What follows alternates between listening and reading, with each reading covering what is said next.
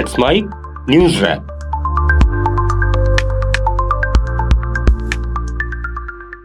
Let's bike में आइए अब सुनते हैं सारे दिन की अहम खबरें सिर्फ 10 मिनट में न्यूज रैप में। बिहार की राजधानी पटना के बड़े अस्पतालों में शुमार पारस हॉस्पिटल में कुख्यात चंदन मिश्रा हत्याकांड में बड़ी कार्रवाई हुई है। एसटीएफ ने पश्चिम बंगाल से 5-6 बदमाशों को गिरफ्तार किया है, जिनसे पूछताछ की जा रही है। मामले में मुख्य शूटर तौसीफ बादशाह घटना वाले दिन ही गिरफ्तार हो गया था। एक और महत्वपूर्ण अपडेट सामने आया है। एडीजीपी कुंदन कृष्णन ने बताया है कि इस मामले में जांच के सिलसिले में कोलकाता के न्यू टाउन इलाके से 3 लोगों को हिरासत में लिया गया है। अमेरिकी राष्ट्रपति डोनाल्ड ट्रंप ने एक बार फिर भारत पाकिस्तान युद्ध रुकवाने का दावा किया है। साथ ही उन्होंने कहा कि मुझे लगता है कि भारत पाकिस्तान संघर्ष में सच में 5 जेट गिरे थे। हालांकि उन्होंने ये साफ नहीं किया कि ये विमान किस देश के गिरे थे। ट्रंप ने ये बात व्हाइट हाउस में रिपब्लिकन सांसदों के साथ डिनर के दौरान कही। ट्रंप अब तक 24 बार भारत और पाकिस्तान के बीच सीज फायर कराने की बात कह चुके हैं। संसद का मानसून सत्र 21 जुलाई से शुरू होगा। इस मानसून सत्र में सरकार 8 नए विधेयक पेश कर सकती है। इनमें मणिपुर में राष्ट्रपति शासन से जुड़ा विधेयक भी शामिल है। ओडिशा के पुरी जिले में बदमाशों ने एक 15 साल की लड़की को जिंदा जला दिया। बच्ची को गंभीर हालत में भुवनेश्वर के एम्स ले जाया गया। महिला और बाल विकास विभाग की प्रभारी उप मुख्यमंत्री प्रवती परिदा ने घटना की पुष्टि की है।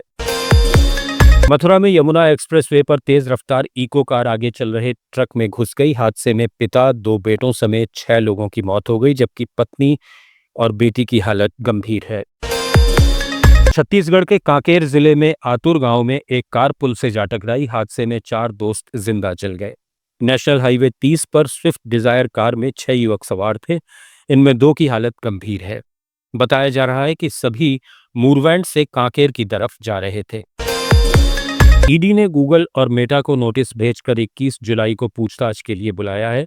कार्रवाई ऑनलाइन सट्टा ऐप से जुड़ी जांच का हिस्सा है। इस मामले में पहले ही कई सेलिब्रिटीज और सोशल मीडिया इन्फ्लुएंसर्स जांच के घेरे में आ चुके हैं।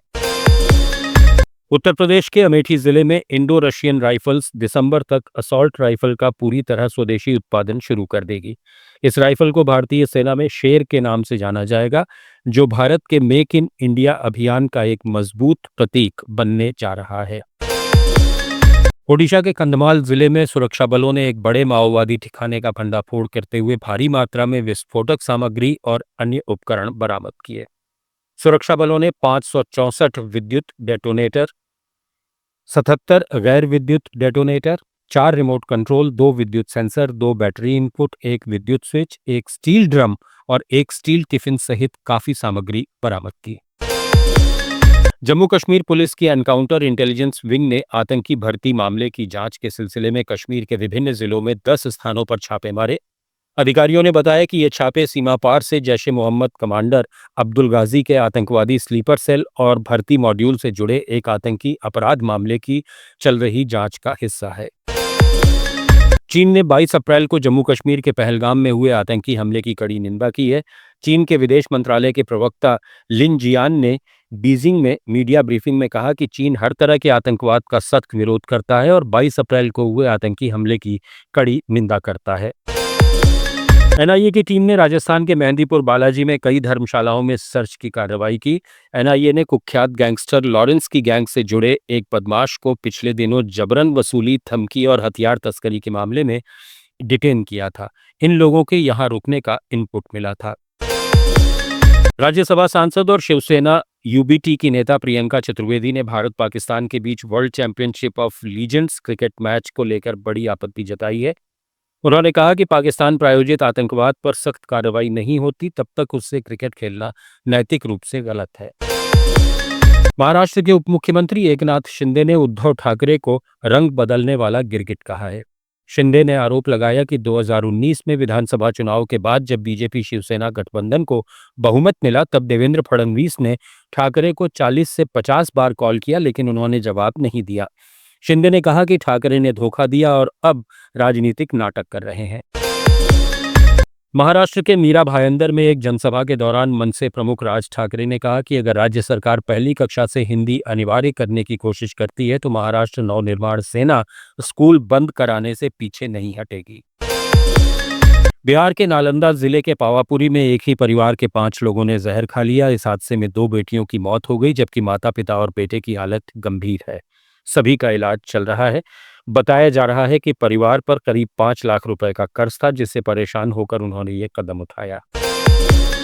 छत्तीसगढ़ के नारायणपुर जिले के अबूझमाड़ इलाके में सुरक्षा बलों ने 6 नक्सलियों को मार गिराया। खुफिया जानकारी मिलने पर पुलिस और सुरक्षा बलों की टीम सर्च ऑपरेशन पर निकली थी। देश में पहली बार डिजिटल अरेस्ट धोखाधड़ी में 9 लोगों को पश्चिम बंगाल की नदिया जिले की कल्याणी अदालत ने उम्र कैद की सजा सुनाई है। पंजाब में आम आदमी पार्टी की विधायक अनमोल गगन मान ने विधायक पद से इस्तीफा दे दिया है। उन्होंने सोशल मीडिया प्लेटफॉर्म एक्स पर पोस्ट कर इसकी जानकारी दी। उन्होंने लिखा, मेरा दिल भारी है, लेकिन मैंने राजनीति छोड़ने का फैसला कर लिया है। अनमोल गगन मान मशहूर पंजाबी सिंगर हैं। उन्हें 2024 में पर्यटन और संस्कृति मंत्री के पद से हटा दिया गया था। दिल्ली की मुख्यमंत्री रेखा गुप्ता ने अपना जन्मदिन हरियाणा के जींद जिले के पैतृक गांव नंदगढ़ में मनाया। हरियाणा सीएम नायब सैनी ने उन्हें चांदी का मुकुट पहनाकर सम्मानित किया। दिल्ली सीएम और नायब सैनी ने जुलाना में अग्रसेन भवन का उद्घाटन किया। पंजाब में आय से अधिक संपत्ति के मामले में गिरफ्तार शिरोमणि अकाली दल के वरिष्ठ नेता और पूर्व मंत्री बिक्रम सिंह मजीठिया की न्यायिक हिरासत अब 2 अगस्त तक बढ़ा दी गई है। ग्रेटर नोएडा की शारदा यूनिवर्सिटी की छात्रा ने अपने शिक्षकों पर टॉर्चर करने का आरोप लगाते हुए खुदकुशी कर ली। छात्रा ने गर्ल्स हॉस्टल की 12वीं मंजिल पर अपने कमरे में सुसाइड नोट लिखने के बाद जान दी। सुसाइड नोट में छात्रा ने लिखा कि महेंद्र सर और शेरी मैम मेरी मौत के लिए जिम्मेदार हैं। इलाहाबाद हाईकोर्ट की लखनऊ खंडपीठ ने बहराइच के सैयद सालार मसूद गाजी की दरगाह पर सालाना लगने वाले जेठ मेले के मामले में कहा कि सामान्य परिस्थितियों में लंबे समय से प्रचलित धार्मिक रिवाज राज्य सरकार छोटे छोटे कारणों से नहीं रोक सकती, विशेषकर तब जबकि ये प्रथाएं समाज में सांस्कृतिक सौहार्द को बढ़ावा देती हैं। तमिलनाडु के पूर्व मुख्यमंत्री एम करुणानिधि के सबसे बड़े बेटे एम के मुथु का चेन्नई में निधन हो गया। वे 77 वर्ष के थे और लंबे समय से बीमार थे। नेशनल ग्रीन ट्रिब्यूनल ने कर्नाटक सरकार को थेम्पेन्नई नदी में प्रदूषण पर तत्काल कार्रवाई करने का निर्देश दिया है। सरकार ने 1 महीने के भीतर कार्य योजना पेश करने को कहा है। ट्रिब्यूनल ने एक समाचार रिपोर्ट के आधार पर स्वतः संज्ञान लिया था। इस मामले में अगली सुनवाई 21 अगस्त को होगी। आंध्र प्रदेश के एक पुल का अनोखा डिजाइन सोशल मीडिया पर वायरल है। वासुदेवपुरम के पास स्टेट हाईवे 57 पर बने इस रेलवे ओवरब्रिज में 3 तीखे मोड़ हैं, जिसे देखकर लोग हैरान हैं। केरल कांग्रेस ने इसकी तस्वीर शेयर कर तेलुगु देशम बीजेपी गठबंधन पर तंज कसा और लिखा कि भोपाल ने 90 डिग्री का फ्लाईओवर बनाया तो आंध्र ने कहा रुको हमारा देखो। तेलंगाना में बीआरएस के नेता टी रामाराव ने खम्मम में एक प्रेस ब्रीफिंग में दावा किया कि मुख्यमंत्री रेवंत रेड्डी न सिर्फ विपक्षी नेताओं बल्कि अपनी ही कैबिनेट के मंत्रियों, उप मुख्यमंत्री भट्टी विक्रमार्क, राजस्व मंत्री पोंगुलेटी श्रीनिवास रेड्डी और सिंचाई मंत्री उत्तम कुमार रेड्डी के फोन टैप करवा रहे हैं। केटीआर ने रेवंत को लाई डिटेक्टर टेस्ट देने की चुनौती दी ताकि सच सामने आए। सुप्रीम कोर्ट ने तेलंगाना में एक भूमि विवाद मामले में एक सेवानिवृत्त मेजर जनरल की 70 वर्षीय विधवा माला चौधरी और उनकी बेटी पुट्टांगुट्टा रेवती चौधरी के खिलाफ दर्ज एफआईआर रद्द कर दी है। ये मामला हैदराबाद के गचिबोवली में एक भूमि विवाद से जुड़ा था, जहां शिकायतकर्ताओं ने इन दोनों पर गलत तरीके से जमीन हड़पने का आरोप लगाया था। पुडुचेरी के मुख्यमंत्री एन रंगासामी ने कहा है कि केंद्र शासित प्रदेश को संतों की मौजूदगी से बहुत फायदा हुआ है। पुडुचेरी में सिथारकल साहित्य सेमिनार में उन्होंने कहा कि संतों ने इस क्षेत्र को अपना घर बनाया, जिससे यहाँ की आध्यात्मिक विरासत और समृद्ध हुई है। संतों की मौजूदगी ने पुडुचेरी के विकास में बड़ा योगदान दिया है। असम के गोलपाड़ा जिले के पैकन रिजर्व फॉरेस्ट में चल रहे बेदखली अभियान के खिलाफ citizens for justice and peace सहित कई मानवाधिकार संगठन लामबंद हो गए हैं। इन्होंने बेदखली अभियान के खिलाफ गुवाहाटी में प्रदर्शन किया। इन संगठनों ने प्रेस कॉन्फ्रेंस में दावा किया कि असम सरकार का अभियान मानवाधिकारों का उल्लंघन है, खासकर गोलपाड़ा और दरंग जिलों में।